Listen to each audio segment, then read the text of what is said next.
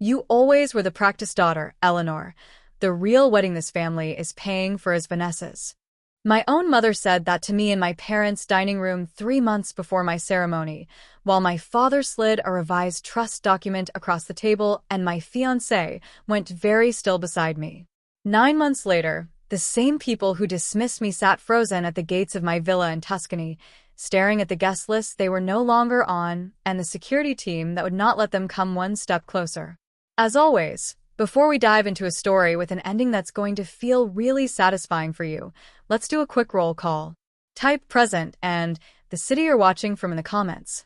For everyone who has liked and subscribed, I pray that God makes your problems easier, widens your provision, and keeps your body healthy. Thank you, my friends. Now listen carefully to my story.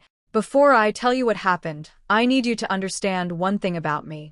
By the time people met me as a mother-in-law, they thought they already knew exactly what kind of woman I was.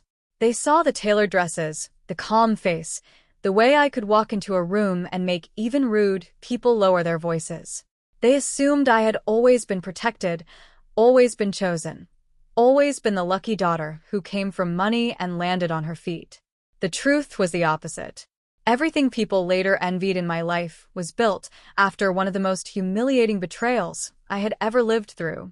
And the reason I became so careful, so controlled, and so impossible to manipulate as I got older was because my own parents taught me what it felt like to be loved only when I was useful. My name is Eleanor Hart, and when this story began, I was 32, engaged, overworked, loyal to the wrong people, and still trying way too hard to earn affection that should have been freely given. I grew up in a wealthy family in Connecticut, the kind of family that looked perfect from the outside. My father, Leonard Hart, was one of those polished men who spoke softly and made people mistake that for kindness. My mother, Beatrice Hart, knew exactly how to use silence as punishment. And my younger sister, Vanessa, had learned very early that if she smiled at the right moment and cried at the right moment, the whole house spun around her like she was the sun. I was the dependable one. If my father needed someone to review paperwork for one of his property acquisitions, it was me. If my mother needed an event salvaged because Vanessa had changed her mind again, it was me. If there was a family emergency, an embarrassing mistake, an unpaid invoice, a vendor issue, a lawyer to call, a problem to solve, somehow I was always the one standing there with a phone in my hand and a headache forming behind my eyes. And I told myself that was fine. I told myself that being trusted mattered more than being celebrated. I told myself that one day they would see I was not cold, not difficult, not too serious, but simply the daughter who had kept the family from falling apart more times than anyone would ever admit. Then I met Gabriel Mercer. Gabriel was the first man I had ever known who didn't confuse my composure for lack of feeling. He was an investment architect based between London and Florence, and we met at a charity restoration gala in New York when my mother sent me in Vanessa's place because my sister had a migraine that somehow disappeared the second she was seen at a rooftop bar later that night. I still remember what Gabriel said to me the first time we spoke. "You look like a woman who has spent the entire evening rescuing other people from disasters they created themselves." I laughed before I could stop myself. "Is it that obvious?" To me, he said, yes. He wasn't flashy. That was the first thing I liked about him. Men with money often made money their whole personality. Gabriel didn't. He listened closely, spoke carefully, and had that rare kind of confidence that didn't need a stage. Over the next year, we built a relationship that felt steady in a way my family never did. He learned the pattern in my house before I even said it out loud. If Vanessa called, everything stopped. If I called, someone said, "Can this wait?" When Gabriel proposed, he did it privately, on a quiet terrace in Florence at sunset after showing me a restored property he had invested in outside the city. It was an old Tuscan estate on rolling land full of cypress trees and olive groves, and even half-finished, it was breathtaking. Stone walls glowing gold in evening light, wide terraces, a long pool catching the sky, and a view that made me feel like my chest could finally unclench. "This is where I feel peaceful," he told me. Then he looked at me and said, "And I would like to spend the rest of my life building peaceful things with you." He gave me a ring, and I cried so hard I laughed at myself while doing it. Later, when he officially bought the estate through one of his holding companies, he surprised me by restructuring ownership so that the residential title and residential expansion rights would transfer jointly after our marriage, with a protective clause in case of death or marital dispute. I remember staring at the legal summary and saying, "You do realize my family is going to act like this is a political event, not a wedding." He smiled a little. "Then we keep our marriage sacred and let them exhaust themselves treating it like a board meeting." At the time, I thought that was possible. I really did. The first odd moment happened 2 days after we announced our engagement. My mother hosted a family brunch at the Hartford house, which was her favorite setting for emotional warfare because everything in that room looked expensive and tasteful, so she could be cruel while pouring tea from porcelain. Vanessa arrived 40 minutes late in a white dress so fitted and dramatic that our housekeeper, Miriam, blinked when she opened the door. Vanessa hugged me loosely and said, "I'm so happy for you, Ellie."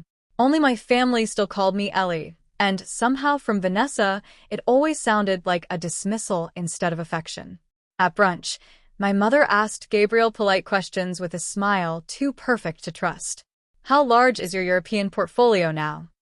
"Large enough that I don't discuss figures over eggs," Gabriel answered pleasantly. My father almost smiled at that. Almost. Then Vanessa leaned back in her chair and said, "So are you doing something small?" Eleanor never liked attention. I looked at her. "We haven't decided that yet." My mother stirred her tea. "A small ceremony would suit you better. Elegant. Controlled." It was not the words. It was the tone. The way she said controlled, as if my wedding should take up as little emotional and financial space as possible so it would not inconvenience the family. Gabriel touched my wrist under the table, a tiny gesture, but one that said he had heard it too. I brushed it off then. That was my mistake. I had been trained to survive discomfort by renaming it. Not cruelty. Stress. Not favoritism. Family dynamics. Not disrespect. Bad timing. That afternoon, as Gabriel and I got into the car, he fastened his seatbelt and asked quietly, "Has your sister always been allowed to audition for your life right in front of you?" I stared out the window. "You noticed that." I would have had to be blind not to. I wanted to defend them. Instead I said, "It gets worse around events." Gabriel nodded once. "Then let's not underestimate what worse means." That sentence stayed with me because it was the first time someone had treated my family like a situation to assess, not a pain to excuse. Over the next few weeks, wedding planning began, at least in theory. In reality, I was the one trying to build something meaningful while my mother kept treating my ceremony like a movable appointment and Vanessa's social calendar like a national emergency. At first, the humiliations were small enough that an outsider might miss them. My mother would ignore my venue calls for days, then call me back breathless because Vanessa had a bridal luncheon concept she wanted help designing, even though Vanessa was not engaged at the time. My father, who had promised to review our guest security list because several business families would be attending, postponed twice, then sent his assistant instead. My mother accidentally booked 2 fittings for me during a weekend she already knew Gabriel, and I would be in Florence. Then came the lunch that removed all doubt. It was at the St. Regis, just me, my mother, Vanessa, and 2 women from one of those luxury event firms that charge 6 figures to act like flowers were a branch of diplomacy. I had come prepared with sketches, a menu draft, a chapel shortlist, and a practical budget breakdown because that was how my mind worked. Vanessa came with a mood board for a wedding that did not yet exist. One of the planners, a lovely woman named Celeste, asked me, "What feeling do you want guests to have the moment they arrive?" Before I could answer, Vanessa smiled and said, "Relief that it's tasteful." Celeste laughed politely because people in those rooms often laugh first and think later. I didn't. "I want them to feel welcome," I said. "And I want the ceremony itself to feel intimate, even if the scale is large." My mother glanced at my binder and sighed. "Darling, intimacy doesn't come from paperwork." I felt heat rise into my face. Neither does stability, but it helps. Vanessa lifted her champagne flute. "That is such an Eleanor answer." I looked at my mother, waiting for one small correction. One sentence. Something like, "Don't belittle your sister." Instead, she said, "Well, she has always been more administrative than romantic." There it was. Not smart. Administrative. Not responsible. Administrative. Not worthy of being adored. Useful for logistics. I smiled because I refused to let them see my face fall in front of strangers. Good thing I'm the one getting married then. Vanessa's smile thinned. The planner quickly moved on, but I barely heard the next 10 minutes. My chest felt tight, and I had that strange floating sensation I got when I was angry enough to either cry or become frighteningly calm. After lunch, I went into the hotel restroom and stood in front of the mirror for a full minute. Marble counter. Soft lighting. Spotless glass. My reflection looked composed. My hands were shaking under the sink. I called Gabriel. He answered on the second ring. "Hey." I swallowed. Do you ever have moments where you suddenly realize a pattern has been happening for years and you're embarrassed you only properly see it now? His voice changed immediately. "Where are you?" "In the restroom at the St. Regis." "Do you want me to come?" No. I pressed my fingers to my forehead. My mother called me administrative. Vanessa turned my wedding planning into a joke. And the worst part is I sat there like this was normal. A few seconds passed. Then Gabriel said softly, "Eleanor, normal is not the same thing as familiar." That line hit me harder than anything my family had said all week. When I got home that evening, there was a garment bag hanging on the back of the library door. Inside was a cream silk dress Vanessa had clearly tried on and abandoned there. Tucked in the pocket was a card in my mother's handwriting. "You should consider a cleaner silhouette. Your shoulders photograph strong." I stared at that card so long my vision blurred. Photograph strong. That was my mother in one sentence. She could turn even my body into a strategic inconvenience. That night, I lay awake next to Gabriel in my apartment and finally admitted out loud what I had been avoiding. "They don't want my wedding," I said into the darkness.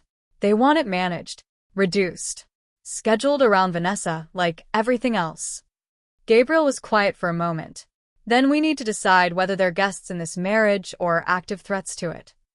I turned to look at him. "That sounds dramatic." No, he said. "It sounds accurate." He was right. And once I let myself see it, the red flags stopped looking red. They looked black.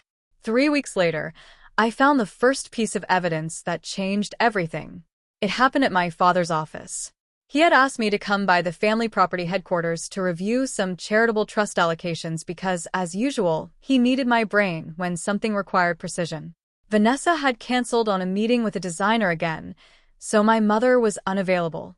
I arrived just before 6 in the evening, after most of the staff had left. My father was downstairs on a call, and his assistant, Jonah, told me to wait in the conference room. I was organizing some folders when I noticed a blue leather portfolio on the side credenza with my initials on a temporary sticker.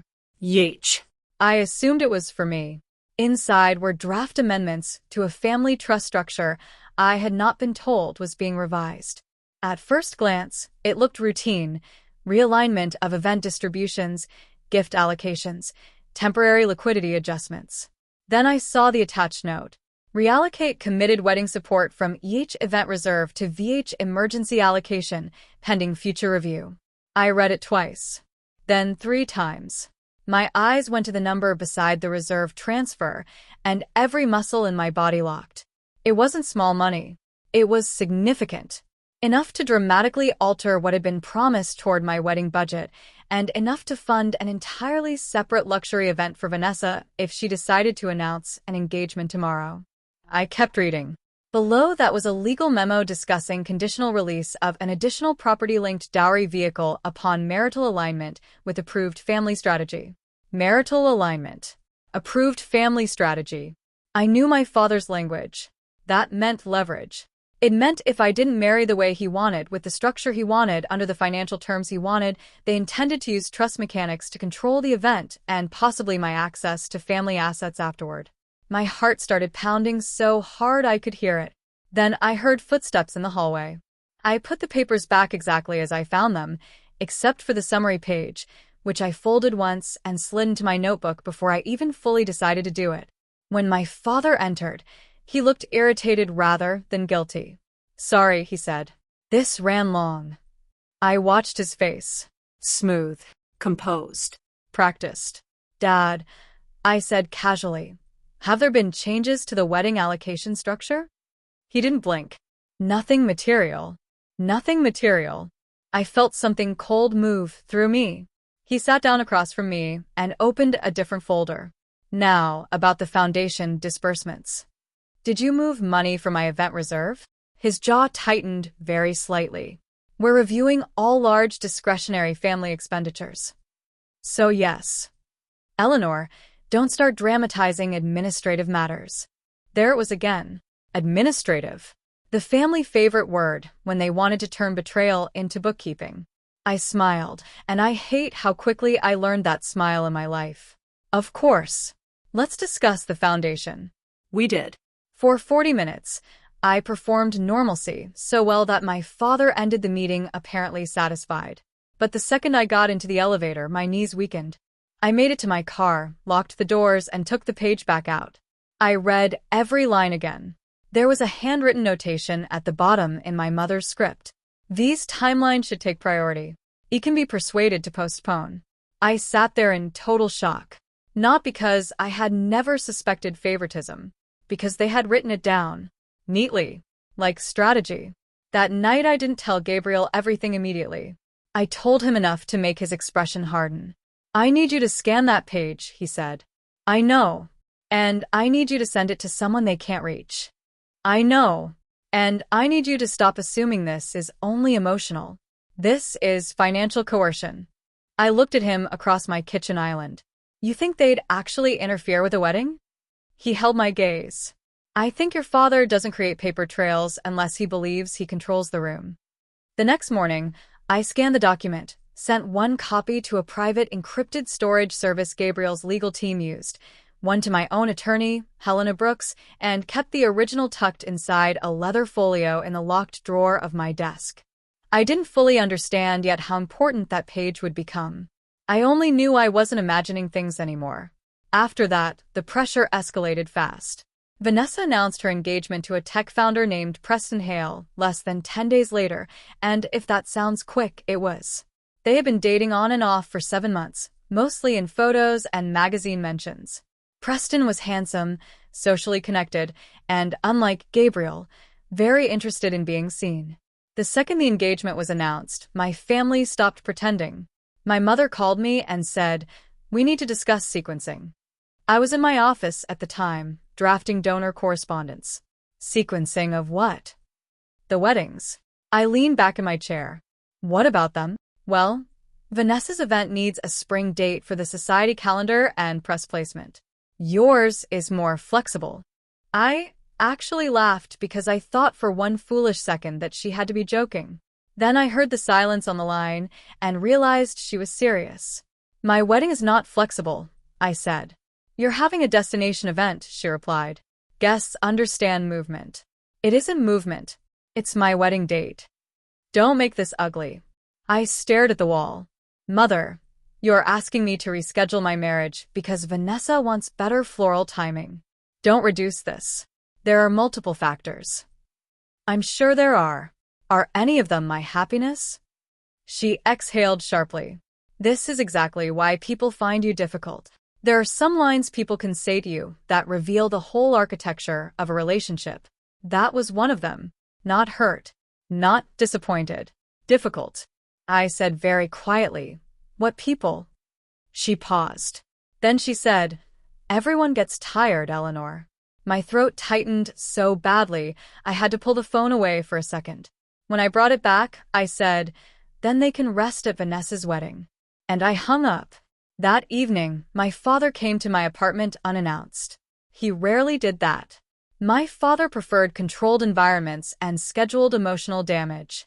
Gabriel was there, thankfully. My father stood in the living room with his coat still on and said, "Your mother tells me you're being unreasonable." Gabriel didn't even pretend to sit. He remained standing by the bar cart, one hand in his pocket, the other resting against the glass. I said, "If by unreasonable you mean unwilling to postpone my wedding to accommodate Vanessa, then yes." My father gave me the patient look he used when he wanted to make me feel childish. Families make adjustments. Families don't erase one daughter to stage manage another. Don't use theatrical language with me. It stops sounding theatrical when the trust amendments are in writing. That got his attention. Only for a second. But I saw it. His eyes cooled. You've been reading documents outside your scope. My wedding funds are my scope. Gabriel spoke then, voice calm and terrifyingly precise. Any further attempt to interfere with Eleanor's contractual event schedule or asset expectations should go through counsel. My father looked at him for the first time as if he had become inconvenient rather than decorative. This is a family matter. Gabriel gave the smallest shrug. That sentence usually appears right before illegal pressure. The room went very quiet. My father looked back at me. Be careful who you let turn you against your own blood. And there it was, the reversal. Suddenly, I was not responding to harm. I was being contaminated by influence. I was not the wrong daughter. I was the unstable one under a man's control.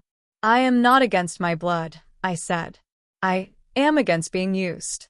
My father's mouth flattened. Then perhaps you should consider whether this marriage is making you less rational. The worst part? For half a second, some old injured part of me almost wondered if he was right.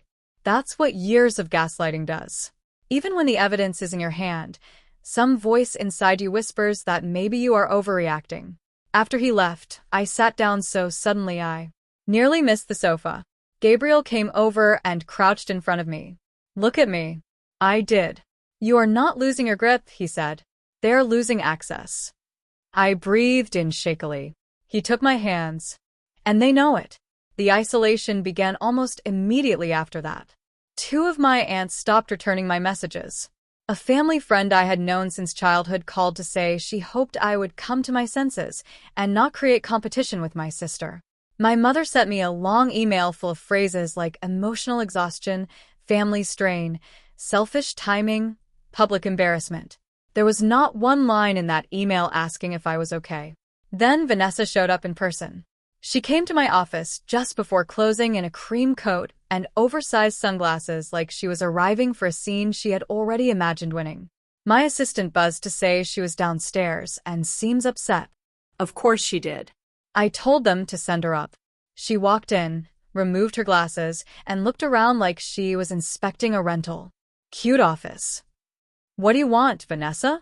She gave me a wounded look so practiced it almost deserved applause. I came because this is spiraling, and I thought maybe for once we could talk sister to sister. I folded my hands on my desk. Then talk. She sat down and leaned forward. Mom is falling apart. Dad is furious. Preston's family is getting nervous because the social calendar is locked and there's already press interest. If you move your date by even 6 weeks, all of this goes away. I stared at her. All of what? This tension.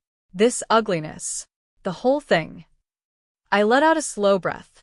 You mean if I step aside? You always say it like that. Because that's what it is. She shook her head with fake sadness. No, Ellie. It's called being practical. Interesting. And when has practicality ever once been requested of you? Her face changed a little then. She sat back. You know what your problem is? You've always confused responsibility with superiority. Just because you handle things doesn't make you more deserving. I felt my spine straighten. Did you come here to negotiate or to confess? Her mouth tightened. You want honesty? Fine. Gabriel is a better match than anyone you ever brought home, and it's making you act like you won something over the rest of us. You didn't. You got lucky. I almost laughed. And that bothers you? It bothers me that you're pretending this isn't about image. I stood. Get out. She stood too. You'd really do this to Mom? I walked to the door and opened it. The fact that you can say that with a straight face is exactly why you are no longer welcome in my workspace. She stepped closer and lowered her voice. If you push this, don't expect family money. Don't expect Dad at your side. Don't expect anyone to back you when this becomes ugly. I looked directly at her. Thank you for saying that out loud. Something flickered in her eyes. She knew, suddenly, that she had given me something useful. She left without another word. After she was gone, I closed my office door, sat back down, and typed out everything she had said while it was still fresh. Time. Phrasing. Tone. Implied threats. Then I forwarded the memo to Helena Brooks. That night Helena called me. "Eleanor," she said, "I need you to hear me clearly. This has moved beyond hurt feelings. If family-controlled funds were promised, then conditionally redirected to force your compliance, and if social or economic threats are now being made, we need a full protective review." I pressed my hand to my forehead. "You make it sound like corporate warfare." "In wealthy families," she said dryly, "it usually is." I wanted to cry from sheer exhaustion, but I didn't. Instead, I asked, "How bad can this get?" Helena was quiet for one beat too long. "Bad enough," she said, "that you need to stop meeting any of them alone." By then, the apartment no longer felt like a home base. It felt like a waiting room before impact. Gabriel increased private security without dramatizing it. He had our building access reviewed, changed several digital permissions, and asked me to forward every message from my family, no matter how small. Not because he was controlling, but because he understood pattern escalation. He treated information like protection. I loved him for that. But I also hated that it had become necessary. Then came the dinner. The dinner I should have refused, but didn't, because some part of me still thought if I walked into the room calm enough, precise enough, good enough, I could stop the train before it hit me. My parents requested a family resolution dinner at the Hartford house. Just immediate family, they said. No staff in the dining room. No planners. No lawyers. "Let's settle this privately with dignity," my mother said over the phone. I almost declined. Gabriel wanted to come. My father said it would be better if this remained between blood relations. That alone told me not to trust it. Still, Helena advised that if I went, I should document everything immediately after and refuse to sign anything. I should have paid even closer attention to that last warning. When I arrived, the dining room looked too perfect. Low candlelight. Polished silver.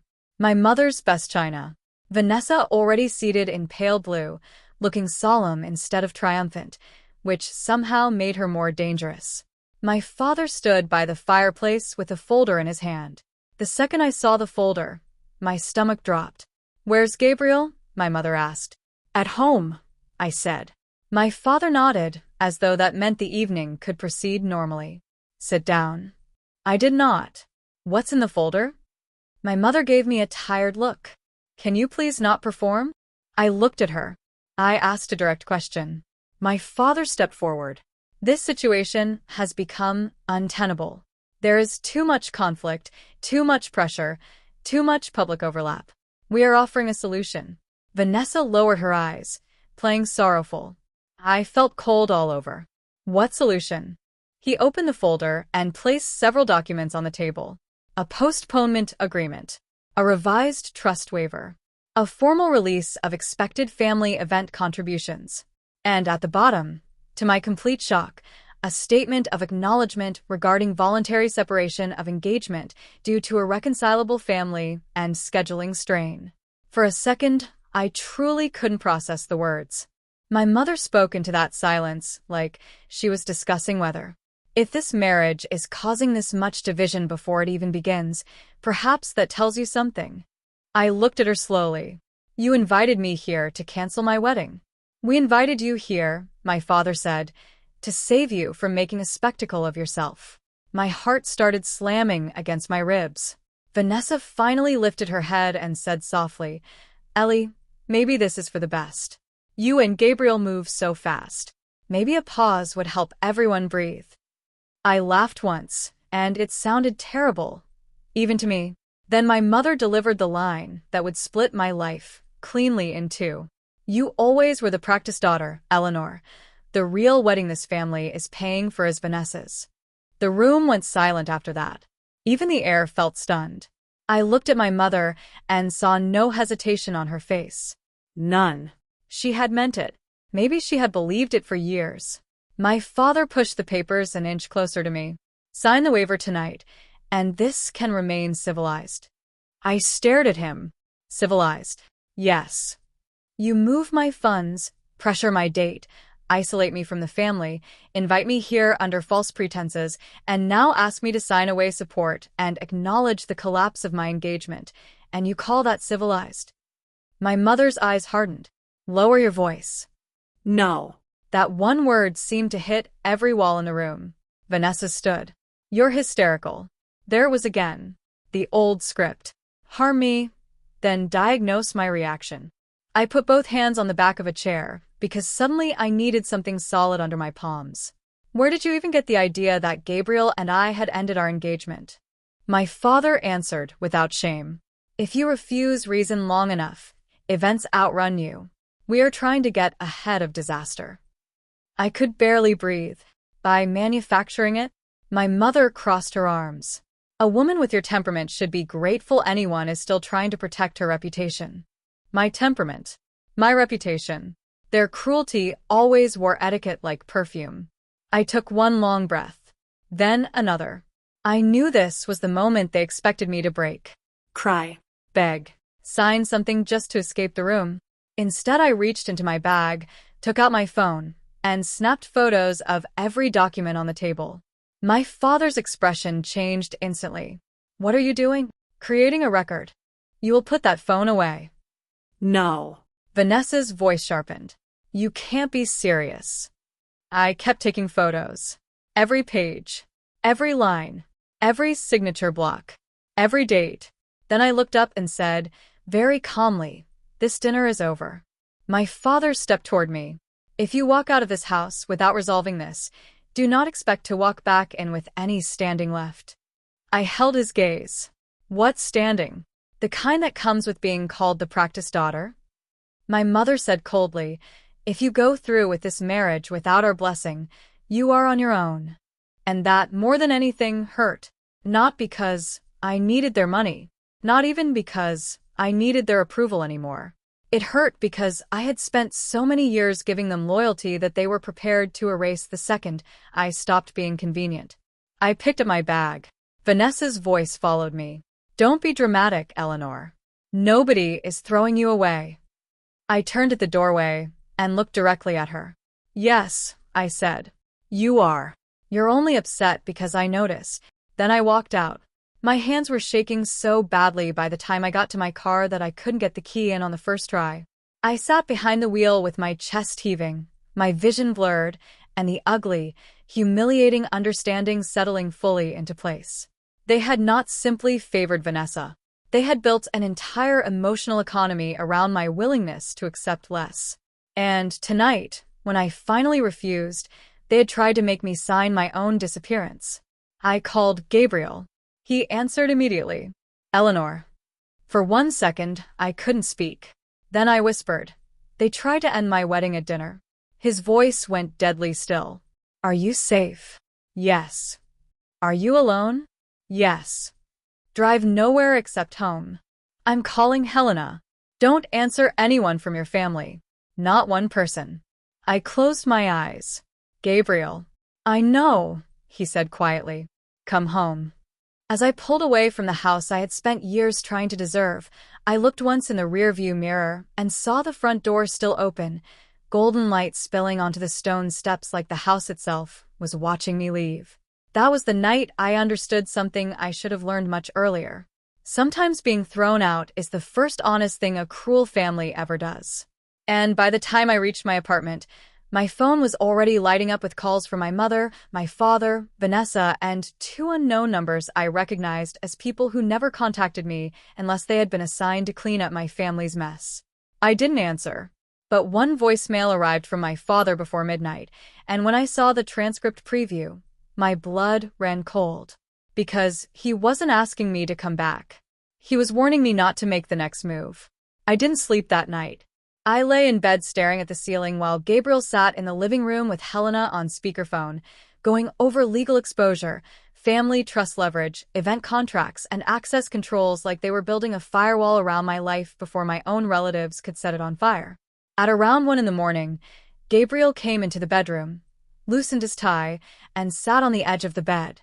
Helena wants copies of everything before sunrise, he said. I pushed myself up slowly. I already sent the pages from the trust transfer note.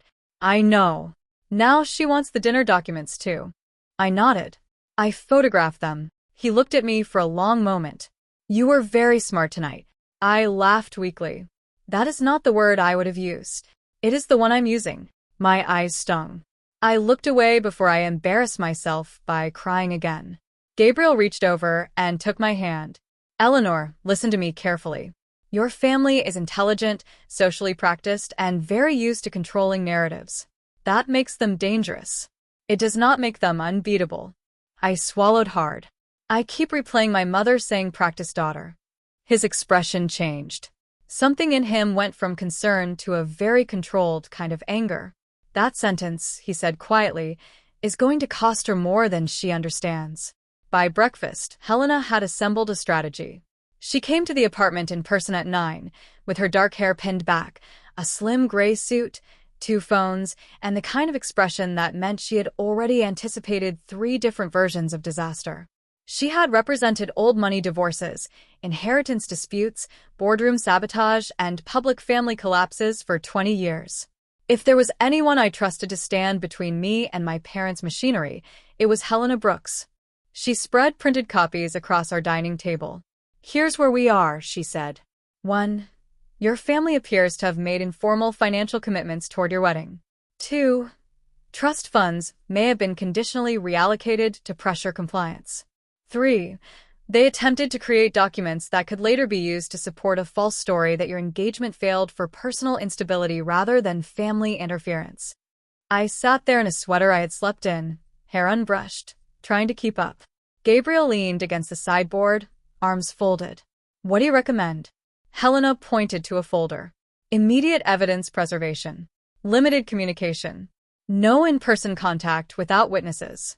We also need an independent forensic review of the trust amendment drafts and all related email traffic if we can get it. And Eleanor. She looked directly at me. I need you to stop thinking of this as a daughter trying to repair a family dinner. This is an attempted pressure campaign with financial and reputational goals. Hearing someone else say it out loud did something strange to me. It hurt, but it also steadied me. It gave shape to what I had felt for years but never named, because naming it made it real. Fine, I said. Then we handle it that way. Helena's eyes softened just a fraction. Good. The next 2 weeks were the lowest stretch of my life up to that point. My parents moved quickly, but not clumsily. That was the thing about them. They weren't cartoon villains flailing in panic. They were polished, strategic people who understood influence. My father never threatened in emails. My mother never insulted in writing unless she could dress it as concern. Vanessa used social circles like a battlefield. Word began drifting through our extended network that my engagement was under strain, that I was emotionally overwhelmed, that a destination wedding might be premature, and that Gabriel's European business structure made things complicated. Complicated. That word did so much work for rich people. It could mean suspicious, inappropriate, unstable, morally questionable, financially confusing, or socially inconvenient, depending on who was hearing it. And because nothing was said directly, it was hard to challenge without seeming defensive. At lunch one day, a woman I had known through donor circles for years touched my arm and said, I do hope you're taking care of yourself. Sometimes brides get caught up in fantasy. As if my fiancé, my contracts, my legal preparations, my actual life were some fevered dream and not something I had built carefully with another adult. I smiled politely and said, I agree. That's why I've been relying on documentation instead of gossip. The woman laughed too quickly and excused herself. I should tell you something here, because it matters later. When people say strong women are cold, what they often mean is this. She stopped collapsing in front of me, so now I have to face what I did. I was not okay in those weeks. Not even close. I barely ate. I jolted awake at 4 in the morning thinking I had forgotten some clause or overlooked some vulnerability. Every call from an unknown number made my shoulders tense. Every bouquet or package delivered to the apartment got screened before it reached me, not because Gabriel was paranoid, but because he believed in risk management, and my parents had already shown they were willing to disguise attacks as concern. One afternoon, a white orchid arrangement arrived with a note from my mother. No matter what happens, a family can still heal if pride steps aside. I stared at it for a full minute. Then I turned the card over and handed it to Gabriel. There. That's her favorite trick. He read it once. The fake olive branch. Exactly. Nothing about accountability. Nothing about what they did. Just pride, as if the issue is my stubbornness and not their manipulation. He handed the note to Helena's courier file. We keep it. The fake reconciliation attempts kept coming. A voicemail from Vanessa saying she missed me. A text from my father saying he wanted to avoid public ugliness. A mutual family friend inviting me to a lunch I later learned my mother would also be attending. Every gesture had one goal: get me back into an unrecorded room where emotion could be weaponized again. I declined them all. At the same time, Helena began pulling threads. She subpoenaed nothing yet. That would have been premature. But she quietly reached out through lawful channels to review event contracts, trust communication sequences, and a suspicious internal notation referencing alignment conditions. Gabriel's legal office in London helped map how the Tuscan property sat legally outside the easy reach of my father's preferred pressure tools. And that mattered more than I understood at the time. One evening, Helena came over with new information. There's a reason your father escalated before your wedding, she said. I looked up from the kitchen counter. What reason? She handed me a printed memo. Because your wedding, once completed, would have triggered joint marital recognition clauses and the residential title transfer on the Tuscany estate. Gabriel took the memo from me and scanned it. Helena continued. Your father appears to have assumed this villa was symbolic luxury attached to Gabriel's name alone. When his people realized the post-marriage structure would make your legal standing far stronger than expected, the tone changed. I stared at her. So, this wasn't only about Vanessa? No, Helena said. Vanessa's wedding was the social stage. Your wedding was the legal threat. I sat down slowly. That flipped everything. All that time I had understood the emotional cruelty. I had understood the favoritism. But now another layer came into view. My father wasn't merely trying to diminish me as a daughter. He was trying to stop me from becoming harder to control as a woman with independent assets, international legal protection, and a husband he couldn't intimidate. It made me feel sick. And then, strangely, it made me feel calm. Because if the attack had a structure, then it could be countered with one. That week, I made the decision that changed the rest of my life. I was not going to postpone my wedding. I was not going to beg for my parents' attendance. And I was not going to marry in the atmosphere they had poisoned. Gabriel found me in the study, standing by the window with Helena's memo in my hand. He watched me for a moment. You've decided something. I turned to him. Yes. What is it? We stopped trying to preserve a ceremony they're already trying to contaminate. His face stayed still, but his eyes sharpened. Go on. We marry in Tuscany. Quietly. Securely. On our terms.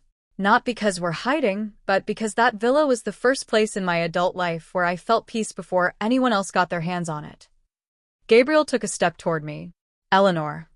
I'm serious. I know you are. I let out a shaky breath. They want a stage where they can make me small. I'm done offering them one. He smiled then, but very slightly, like he knew better than to make the moment sentimental too quickly. Do you understand that the second we do this, there's no walking back into your old family structure? I gave a short laugh. There hasn't been for a while. He came closer. Then we do it properly. And that was how the plan for Tuscany became real. Not as an impulsive revenge fantasy. As a strategic relocation of the center of my life. The villa itself was extraordinary, but not in the vulgar way some people imagine when they hear money. It wasn't gold taps and empty glamour. It was restored stone, old beams, long windows, olive trees, terraced gardens, and a view of the valley that changed color by the hour. The residential valuation sat just above $8 million once the restoration and land adjustments were complete, though Gabriel always rolled his eyes when people reduced it to a number. It is a home, he would say, not a headline. For me, it became more than a home. It became proof that beauty did not have to come with humiliation attached. We flew to Italy under tight privacy arrangements 6 weeks later. Only a small circle knew. Helena, Gabriel's oldest friend Julian, who handled European operations. Our officiant, a discreet planning team in Florence. Miriam, our longtime housekeeper from Hartford, whom I had quietly asked if she would come help for a week. When I called Miriam, she cried. Miss Eleanor, she said, voice breaking, I was waiting for you to finally choose yourself. I had to sit down after that. Will you come? I asked. Oh, I'll come, she said immediately. And I will also tell you something I should have told you long ago. I went quiet. What do you mean? She hesitated. Not on the phone. But I should have spoken sooner. Those words sat in my chest like a key I hadn't yet found the lock for. When she arrived in Tuscany, sunburned from travel and furious on my behalf in that tender, practical way women like Miriam specialize in, she waited until the second night to tell me. We were in the back kitchen of the villa, the one with the deep stone sink and the windows facing the olive grove. She was slicing peaches while I made tea.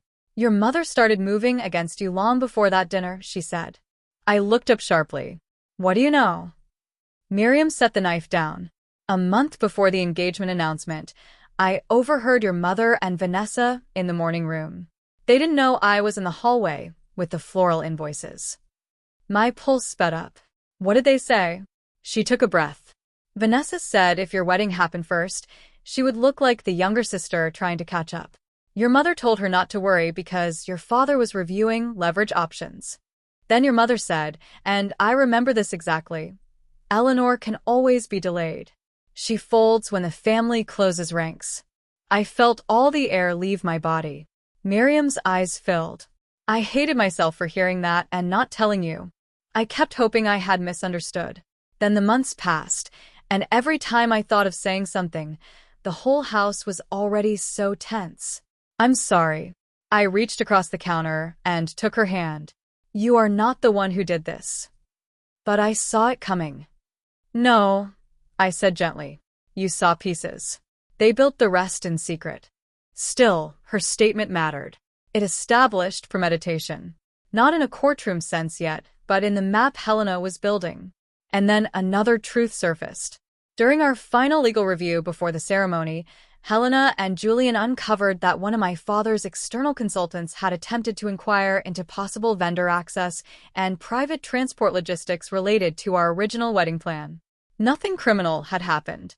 No breach succeeded. But the intention was ugly enough. They wanted control points. They wanted ways to delay, disrupt, or force crisis. That was the moment thriller became the correct word for my story. Not because someone was waving a weapon. Because smart people with power had begun treating my future like an operation to sabotage. When Helena told me, I sat absolutely still.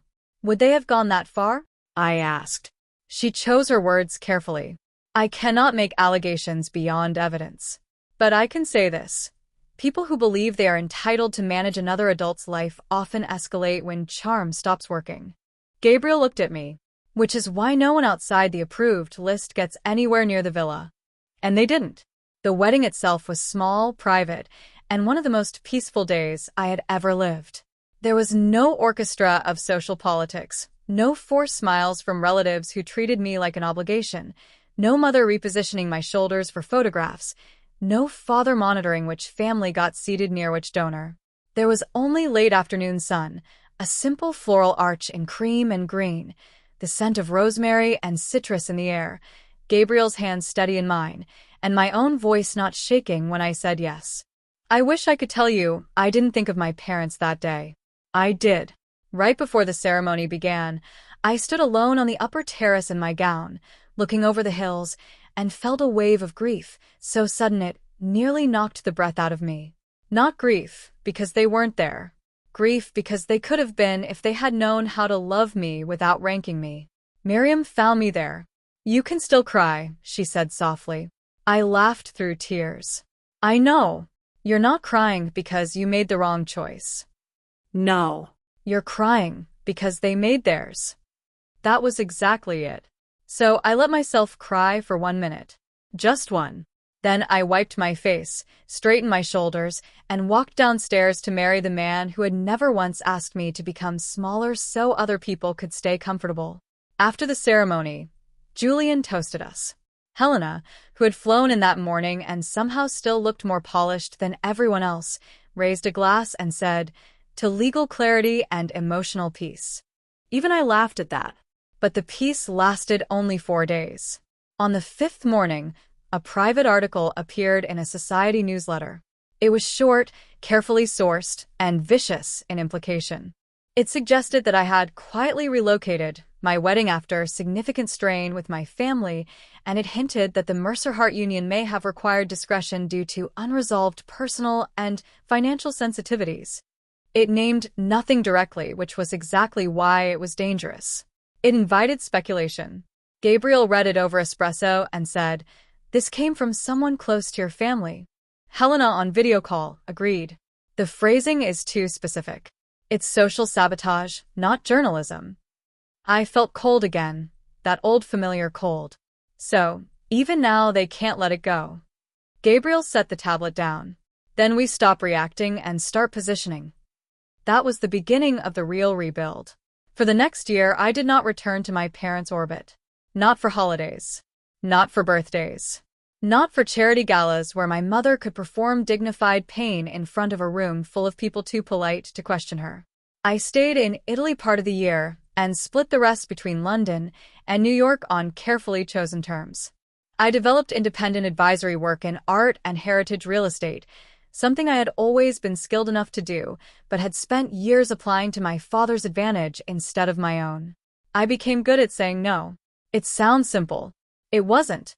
The first time my mother's office sent an invitation to a family Christmas dinner, and I declined without explanation, I stared at the email for 10 minutes after pressing send. My whole body expected punishment. A call. A cold message. A financial consequence. Something. Instead, there was silence. And that silence taught me something too. A lot of controlling people look powerful only as long as you keep showing up for your own diminishment. Time passed. Then life did what life sometimes does after devastation. It gave me something unexpectedly tender. Our son, Adrian, was born 2 years later. And yes, by then I was a mother, and eventually years after that I would become a mother-in-law, which is why I told you at the beginning that people who met me later always thought my strength had come naturally. It hadn't. It was forged. When Adrian was born, Gabriel cried harder than I did. Miriam cried too. Helena sent flowers the size of a small carriage, and a note that read, "For the first heart-descended child raised outside manipulation." I laughed so loudly in the recovery suite that the nurse came in to check on me. Motherhood rearranged me in ways I didn't expect. It softened parts of me and sharpened others. I stopped viewing my own childhood as unfortunate family politics and started seeing it through the eyes of someone responsible for protecting a child. That made some memories easier to place and harder to forgive. It also made one thing absolute. My parents would not have unsupervised access to my son. They asked, of course. The request came through an intermediary first, then directly from my mother. The wording was elegant, almost heartbreaking if you didn't know her. No disagreement between adults should deprive a child of lineage and love. I showed the message to Gabriel and nearly laughed from disbelief. "Lineage," I said. She always gets poetic when she wants something. We allowed one supervised meeting in London when Adrian was 8 months old. Public hotel lounge. Security nearby. Miriam present. Helena's office informed. My mother arrived with a silver rattle and the face of a woman attending a memorial service for her own innocence. My father arrived 10 minutes later, controlled as ever. Vanessa did not come. By then, her marriage to Preston had already cracked under the weight of her own ambition and his need for admiration. Their wedding had been enormous, heavily covered, and emotionally empty.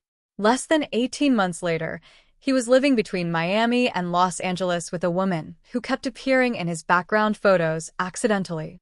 I would be lying if I said that gave me no satisfaction. At the hotel, my mother looked at Adrian and teared up. "He has your eyes." I held my son closer. "Yes. My father asked measured questions about his health, his schedule, his nanny situation. Always managerial. Never intimate. Then, right on time, my mother tried it.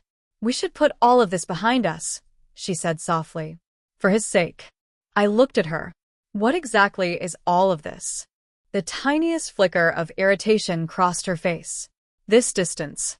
These formalities. "No," I said. "Use accurate words. Do you mean the trust manipulation? The attempt to pressure my wedding? The false narrative campaign? The dinner where you called me the practiced daughter?" My father shifted in his seat. My mother went pale in a way she would have hated if she could see herself. "Eleanor," she said carefully, "we all said painful things in a difficult season. There it was. The flattening, the mutualizing, as if we had all contributed equally to a little misunderstanding." I smiled without warmth. No. "You said revealing things in a strategic season." Miriam, seated beside me, looked down to hide what might have been a very satisfied expression. The meeting ended 15 minutes later. My mother cried on the way out. My father did not. But as he stood, he said something that told me they had not changed nearly as much as they wanted me to believe. "Children should know both sides of their family," he said. "Healthy ones," I replied. And that was that. Years later, after more distance, more rebuilding, and many deliberate boundaries, the final confrontation happened in the place my parents would hate most, not in a private room they controlled, but in a public one they needed.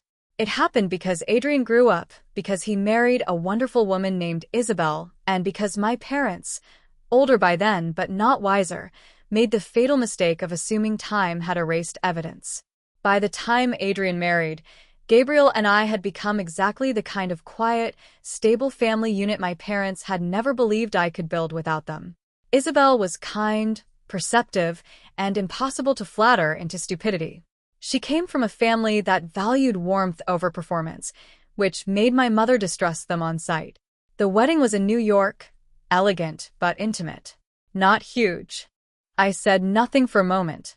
Then I stood, walked to the writing desk, and took out a slim leather folder. My mother's eyes followed it. When I returned, I sat down, opened the folder, and placed 3 documents on the table between us. The trust reallocation note, the photographed waiver packet from the dinner, and a transcript Helena's office had prepared from later corroborating statements, including Miriam's timeline and the vendor inquiry mapping. My mother went completely still. "You kept those," she said. "Not designed for magazine coverage. Designed for joy." I should mention something else. By then, Vanessa was on her second divorce, financially strained and back in intermittent contact with our parents, depending on whether she needed rescue or applause. She had never fully recovered from the collapse of her public image after Preston left her, and she treated other women's happiness the way some people treat expensive things. Behind glass, with admiration mixed with a desire to crack them. I kept careful distance. Before Adrian's wedding, my mother requested a meeting. Against my better judgment, I agreed, but on my terms, at my townhouse in Manhattan, with Gabriel home and Isabel present upstairs. My mother arrived wearing pearl gray and the expression of someone preparing to make history sound tasteful. We sat in the front sitting room. She folded her hands. "I'm here because I refuse to let the next generation inherit this bitterness." I almost smiled. She always preferred moral framing when factual framing would destroy her. "What do you want, Mother?" "I want proper seating at the wedding. Family acknowledgement. Respect." I looked at her steadily. "Respect is not a seating assignment." Her mouth tightened.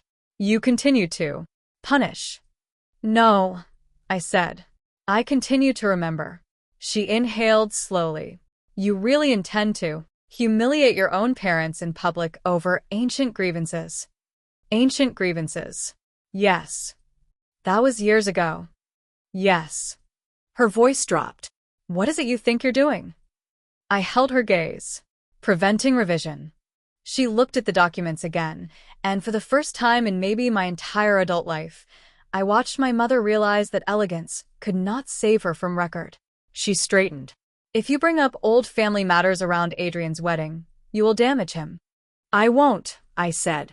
But if you or father attempt one manipulative step, one whisper campaign, one complaint to guests about being sidelined, one effort to turn Isabel or her family against me, I will stop being private.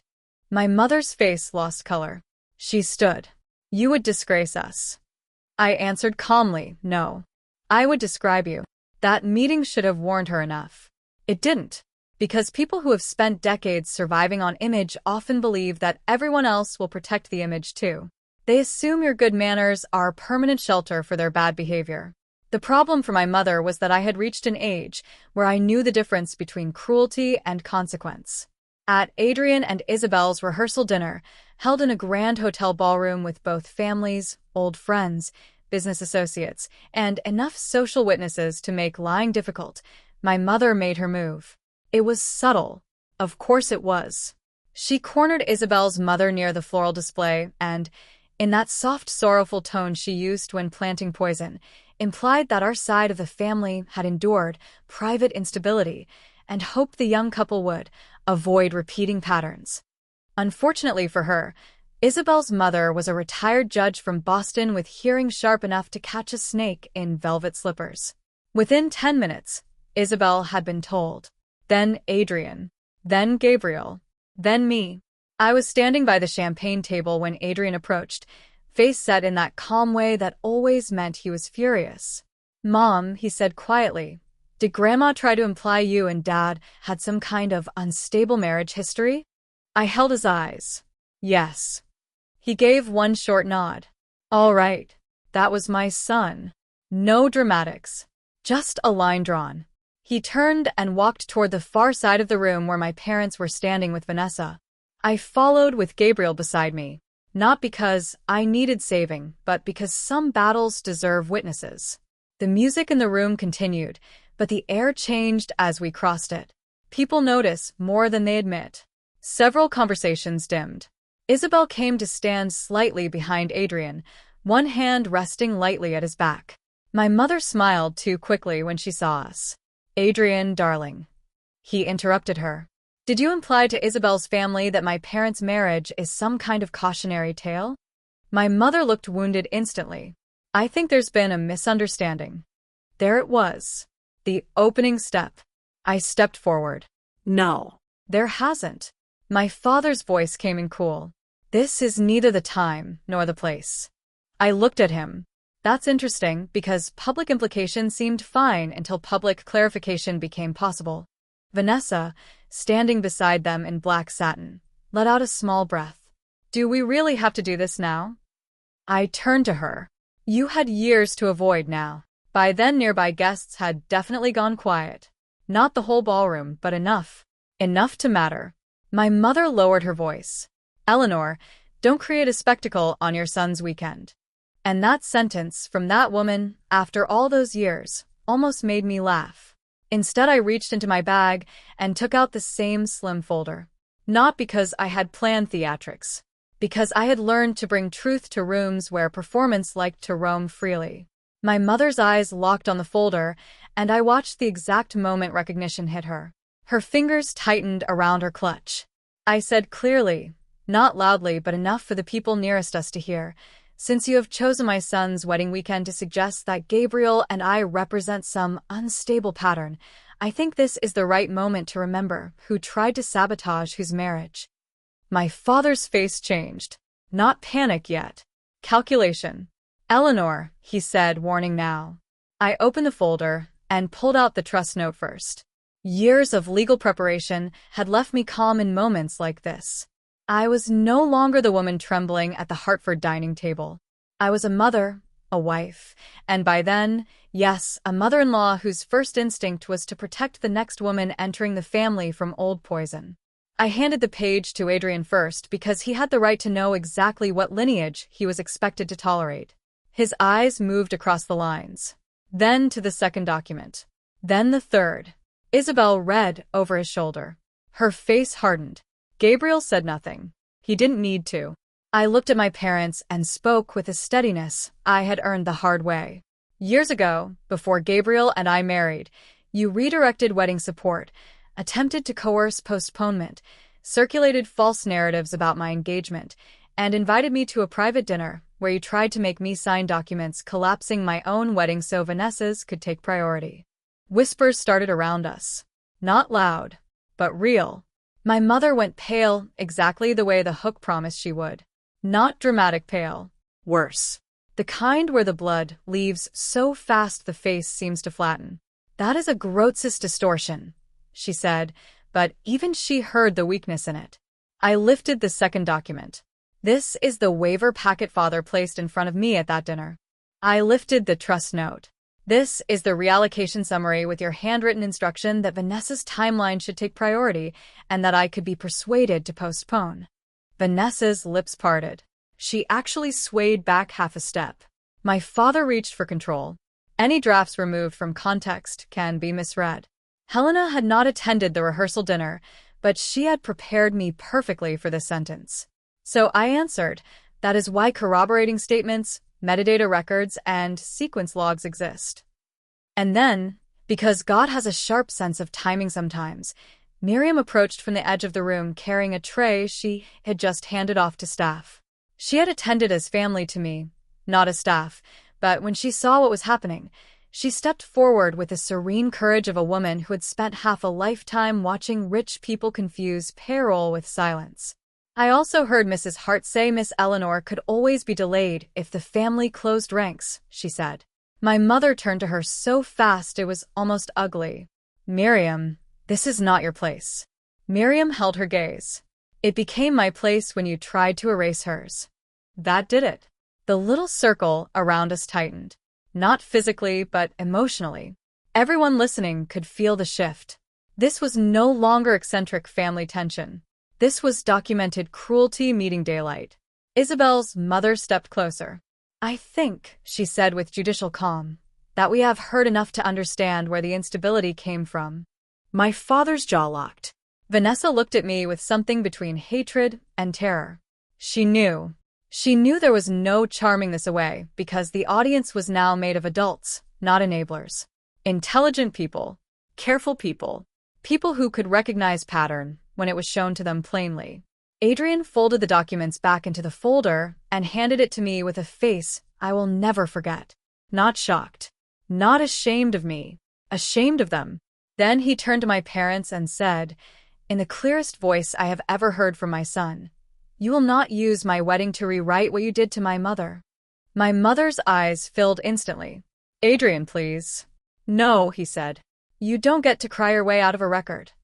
That line came from Gabriel, and hearing it in our son's mouth nearly made me lose composure right there. My father straightened, tried one last time to recover dignity, and said, "We should leave." Yes, Isabel said before anyone else could answer. You should, Vanessa whispered. You're really doing this over something that old? I looked at her. No. I'm doing this because you tried to bring it into something new. Security did not need to escort them. The greater humiliation was that they had to walk out on their own while people moved aside, not in respect, but in recognition. And when my mother passed me, she stopped for 1 second and said under her breath, "You waited years." I answered just as quietly, "I healed first." They left. The room stayed still for a moment after, the way rooms do when truth has just cut through a performance and everyone is recalculating what they thought they knew. Then Isabel touched my arm gently and said, "Thank you for protecting us." I could have cried from that alone. The next day, the wedding went forward beautifully. No whispers from my mother. No sorrow campaign from my father. No Vanessa drifting from table to table in search of sympathetic ears. Just joy. Clean joy. The kind that is so simple, it almost feels luxurious after a life full of emotional traps. Later, when Adrian and Isabel were settled into their married life, they moved into the guest house on our Tuscany estate for a season while managing a restoration project nearby. That was when I fully understood the strange circle my life had completed. The woman who was once treated as a temporary guest in her own family had become the woman opening her home to the next generation without using generosity as leverage. And yes, that was when I became a mother-in-law. I made myself one promise very early. Isabel would never have to earn the right to feel safe in my presence. No little tests. No ranking games. No making her guess whether affection was real.